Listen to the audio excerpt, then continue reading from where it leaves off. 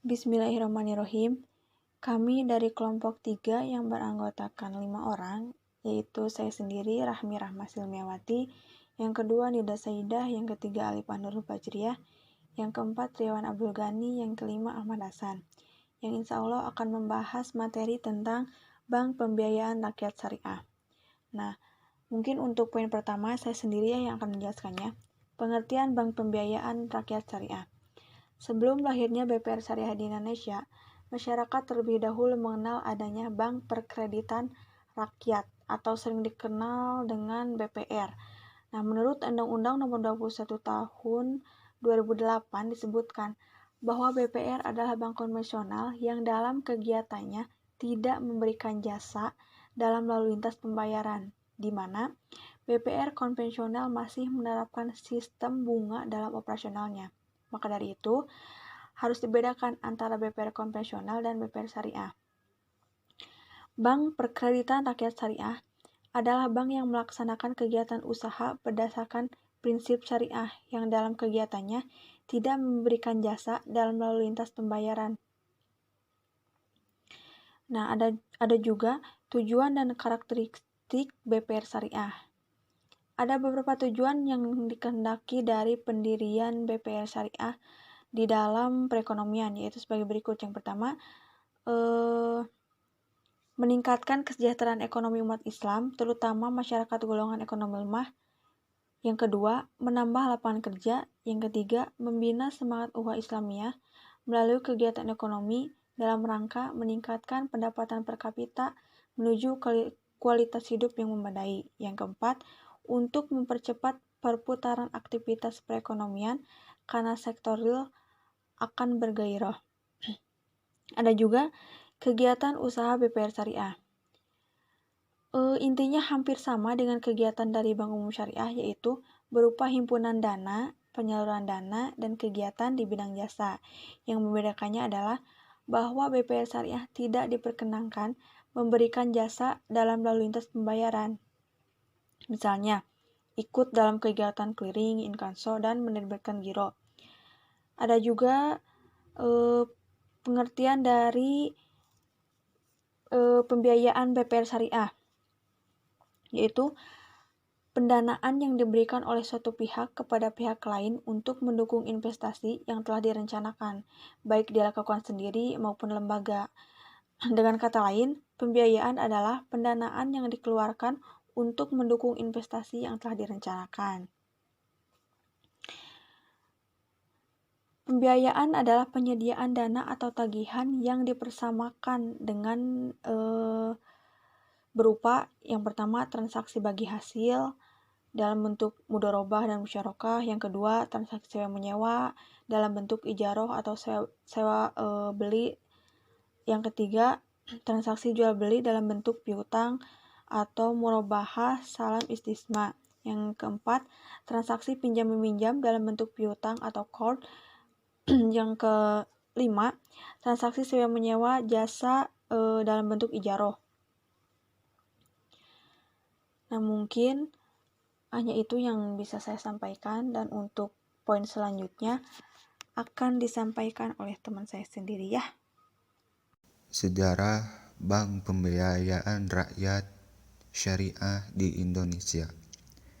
BPRS adalah lembaga keuangan bank yang menerima simpanan hanya dalam bentuk deposito berjangka tabungan atau bentuk lainnya yang dipersamakan dengan itu, dan menyalurkan dana sebagai usaha BPR. Jadi, BPRS adalah lembaga keuangan bank yang menerima simpanan berbentuk deposito untuk disalurkan sebagai dana usaha BPR. Berdirinya BPRS di Indonesia tidak dapat dipisahkan dari BPR atau Bank Pengkreditan Rakyat. BPR yang hukumnya pertama kali diakui dalam Pakto tanggal 27 Oktober 1998, yang hakikatnya dalam pengesahan hukum Pakto ini merupakan model modifikasi atau model baru dari lumbung desa dan bank desa yang ada sejak 1980-an, di mana lumbung desa ini sebagai sistem pengkreditan rakyat zaman dulu yang bermanfaat bagi masyarakat tani di perdesaan. Karena pada waktu itu peredaran uang belum menjangkau masyarakat tani di perdesaan, sehingga pinjaman dalam bentuk padi lebih menguntungkan dan lebih praktis daripada pinjaman dalam bentuk uang.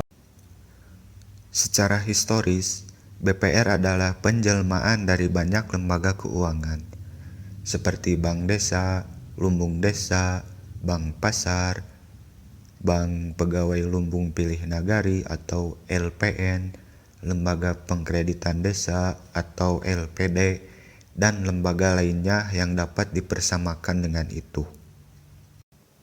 Oleh karena itu, berdirinya BPRS Syariah tidak bisa dilepaskan dari pengaruh berdirinya lembaga-lembaga keuangan tersebut.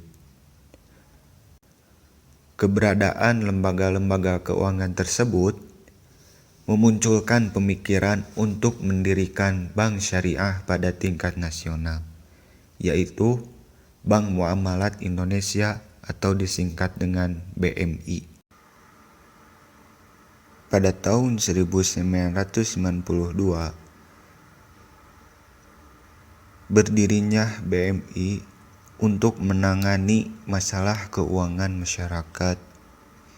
Namun, jangkauan BMI pada waktu itu masih pada wilayah-wilayah tertentu, contohnya di kabupaten, di kecamatan, ataupun di desa.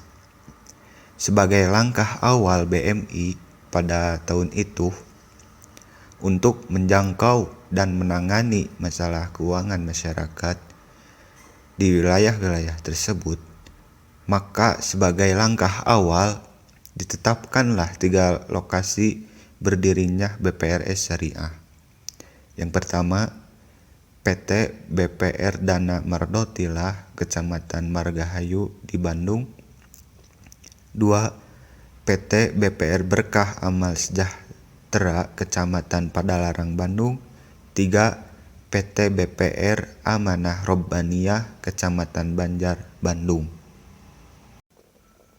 Ketiga BPR Syariah tersebut pada tanggal 8 Oktober 1990-an telah mendapatkan izin prinsip dari Menteri Keuangan. Selanjutnya, pada tanggal 25 Juli 1991, ketiga PT BPRS tersebut mendapatkan izin usaha dari Menteri Keuangan Republik Indonesia pada masa itu. Untuk mempercepat proses berdirinya BPR Syariah lainnya di Indonesia, maka dibentuklah lembaga-lembaga penunjang, antara lain yang pertama Institute for Sharia Economic Development, yang bertugas atau melaksanakan program pendidikan atau pemberian bantuan teknis pendirian BPR Syariah di Indonesia, khususnya di daerah-daerah yang berpotensi untuk berdirinya BPR Syariah tersebut. Hasil dari program pendidikan atau pemberian teknis ini, ada 4 BPR Syariah di Indonesia yang berdiri. Yang pertama, BPR Harukat di Provinsi Aceh. Yang kedua, BPR Amanah Ummah Kecamatan Lewiliang, Bogor. Yang ketiga, BPR Pembangunan Cikajang Raya, Kecamatan Cikajang, Garut. Yang keempat, BPR Bina Amwalul Hasanah, Kecamatan Sawangan, Bogor. Yang kedua, lembaga penunjang untuk mempercepat pendirian BPR Syariah di Indonesia, yaitu Yayasan Pendidikan dan Pengembangan Bank Syariah.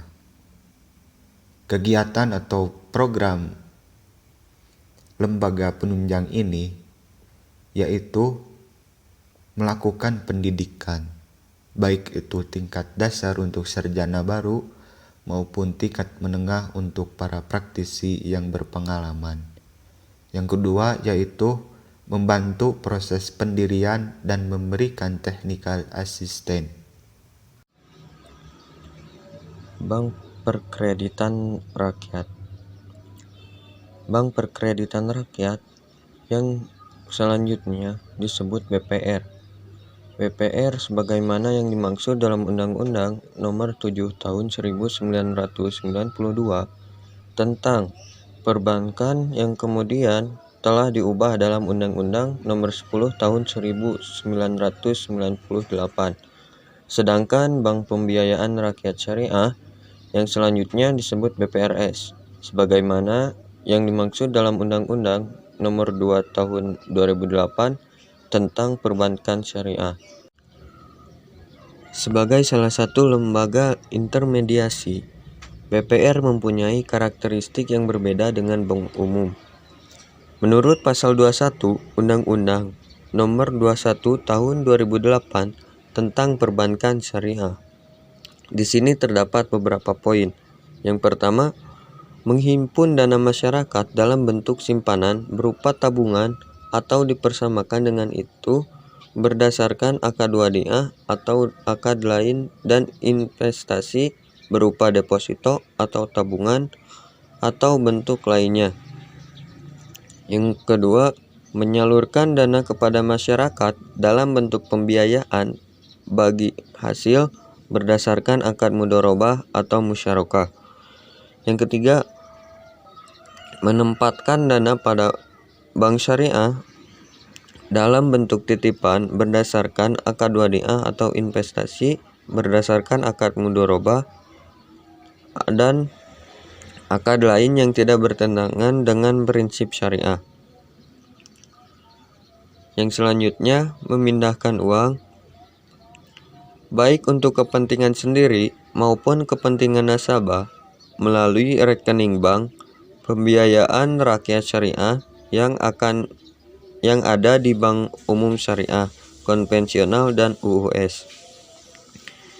Yang terakhir, menyediakan produk atau melakukan kegiatan usaha bank syariah lainnya yang sesuai dengan prinsip syariah berdasarkan persetujuan Bank Indonesia. Sementara itu, BPR konvensional tidak diperbolehkan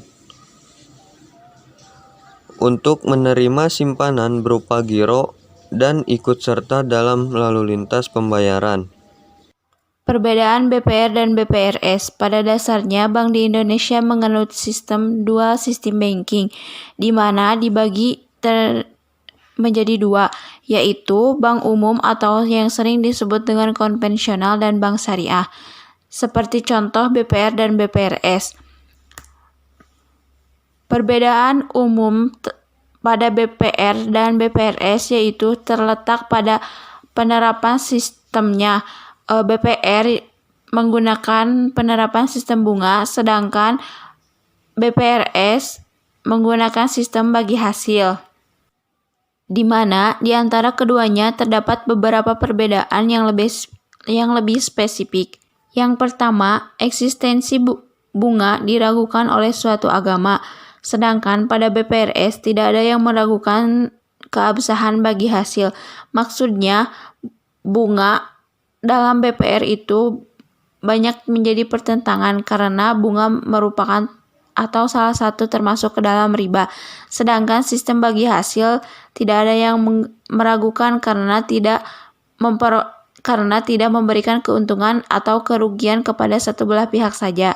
Poin yang kedua yaitu penentuan bunga dibuat pada waktu perjanjian atau awal perjanjian dengan asumsi selalu beruntung. Maksudnya bunga atau yang harus kita bayar dibuat di awal perjanjian dengan asumsi yang selalu beruntung, jadi tidak memikirkan ketika bank itu rugi atau enggaknya. Jadi kita membayar sesuai dengan ketentuan yang telah disepakati pada awal perjanjian. Sedangkan pada BPRS, penentuan nisbah bagi hasil dibuat waktu akad berpedoman pada untung dan rugi bagi hasil yang dibuat antara peminjam dan bank dibuat untuk dan melihat untung dan rugi, jadi tidak akan sesuai dengan perjanjian yang awal karena menuntut atau menganut sistem untung dan rugi.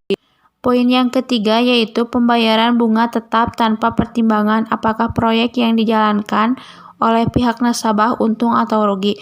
Maksudnya kita membayarkan sesuai dengan ketentuan awal. Apakah proyek yang kita jalani itu sedang rugi atau untung? Jikapun itu rugi, kita membayarkan tetap sesuai dengan awal perjanjian. Sedangkan pada BPRS, bagi hasil bergantung kepada keuntungan proyek yang dijalankan. Bila usaha merugi, kerugian akan ditanggung bersama oleh kedua belah pihak.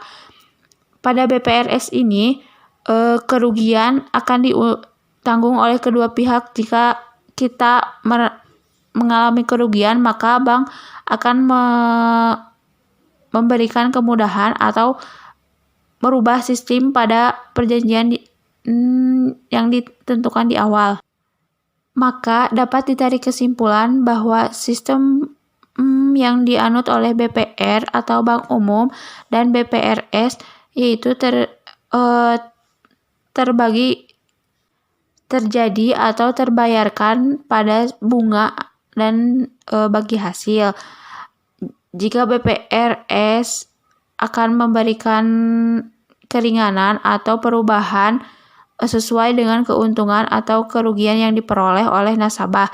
Sedangkan pada BPR tidak ada keringanan atau perubahan pembayaran meskipun untung atau rugi karena sesuai dengan perjanjian di awal waktu. Jika yang dibayarkan harus segitu, maka akan sampai selesai sistem pembayaran akan seperti itu dan sesuai nominal awal yang harus dibayarkan. Produk-produk BPRS. Produk-produk yang ditawarkan BPRS secara garis besar terbagi kepada dua macam. Yang pertama, mobilisasi dana masyarakat. Yang kedua, penyaluran dana. Yang pertama, mobilisasi dana masyarakat. Bank akan mengerahkan dana masyarakat dalam berbagai bentuk seperti menerima wadiah, menyediakan fasilitas tabungan, dan deposito berjangka.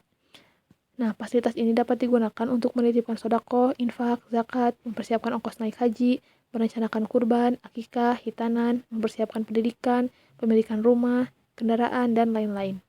Mobilisasi dana masyarakat ini terbagi kepada 3 bagian. Yang pertama, simpanan amanah.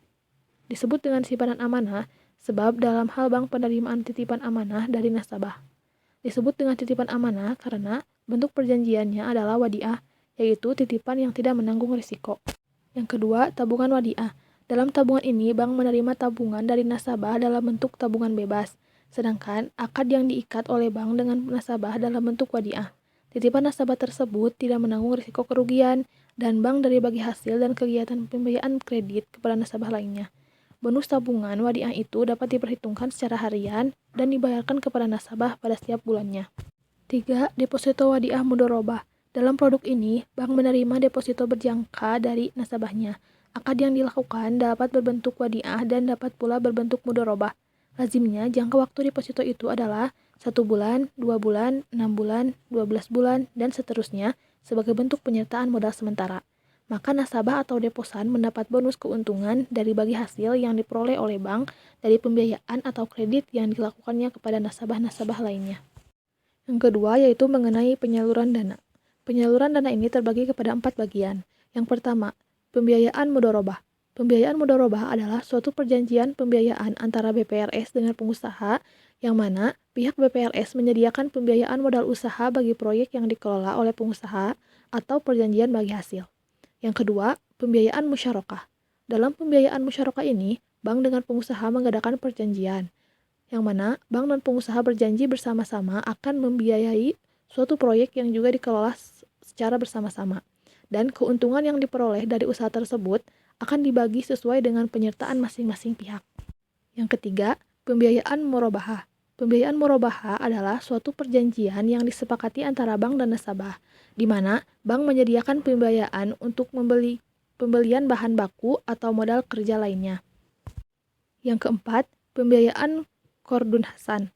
Pembiayaan qardun hasan adalah perjanjian bank dengan nasabah yang layak menerima pembiayaan kebijakan di mana nasabah yang menerima hanya membayar pokoknya saja dan dianjurkan untuk memberikan JIS. Namun begitu, sesuai Undang-Undang Nomor 10 Tahun 1998 tentang Perbankan, BPRS hanya dapat melakukan usaha-usaha sebagai berikut, yaitu yang pertama, menghimpun dana dari masyarakat dalam bentuk simpanan berupa deposito berjangka, tabungan, dan atau bentuk lainnya yang dipersamakan dengan itu. Yang kedua, memberikan kredit. Yang ketiga, menyediakan pembiayaan dana penempatan dan berdasarkan prinsip syariah sesuai dengan ketentuan yang telah ditetapkan oleh Bank Indonesia. Dan yang terakhir, menempatkan dananya dalam bentuk sertifikat Bank Indonesia, deposito berjangka, serta deposito dan atau tabungan pada bank lainnya. Alhamdulillah, pembahasan dari awal sampai akhir sudah selesai ya. Mungkin saya bisa tarik kesimpulan dari beberapa pembahasan di atas. Yang pertama, pengertian BPRS ialah suatu lembaga keuangan yang berada di bawah tangan BI atau Bank Indonesia. Bank Pembiayaan Rakyat Syariah adalah bank yang melaksanakan kegiatan usaha berdasarkan prinsip syariah, yang dalam kegiatannya tidak memberikan jasa dalam lalu lintas pembayaran. Terus, BPRS juga mulai didirikan di Indonesia sekitar tahun 1992-an dengan pendirian pertama yaitu 3 PT, diantaranya PT BPRS Dana Padotilah, Kecamatan Margahayu, Bandung, PT BPR Berkah Amal Sejahtera, Kecamatan Padalarang, Bandung, dan PT BPR Amanah Rabaniyah, Kecamatan Banjaran, Bandung. Nah, sekitar tanggal 8 Oktober 1990, ketiga BPR syariah tersebut telah mendapat izin prinsip dari Menteri Keuangan Republik Indonesia. Selanjutnya, dengan technical assistance dari Bank Bukopin Cabang Bandung yang memperlancar penyelenggaraan pelatihan dan pertemuan pakar perbankan. Pada tanggal 25 Juli 1991, BPR Dana Padotilah, BPR Berkah Amal Sejahtera, dan BPR Amanah Rabaniyah tersebut masing-masing mendapatkan izin usaha dari Menteri Keuangan Republik Indonesia. Undang-undang yang mengatur tentang Bank Pembiayaan Rakyat Syariah atau BPRS adalah Undang-Undang Nomor 21 Tahun 2008. Perbedaan yang terdapat antara BPR dan BPRS adalah jika BPR penerapannya menggunakan sistem bunga, sedangkan BPRS penerapan aktivitasnya ialah menggunakan sistem bagi hasil. Ada juga produk-produk Bank Pembiayaan Rakyat Syariah diantaranya mobilisasi masyarakat yang meliputi simpanan amanah, deposito wadiah, mudharabah, dan tabungan wadiah. Selanjutnya yaitu pembayaran dana yang meliputi pembiayaan musyarakah, pembiayaan mudharabah, dan pembiayaan qardul hasan. Nah, mungkin itu ya pembahasan yang bisa kelompok kami sampaikan. Mohon maaf bila banyak kesalahan. Ditutup dengan doa, Rabbana atina fid dunya hasanah wa fil akhirati hasanah wa qina adzabannar. Assalamualaikum warahmatullahi wabarakatuh.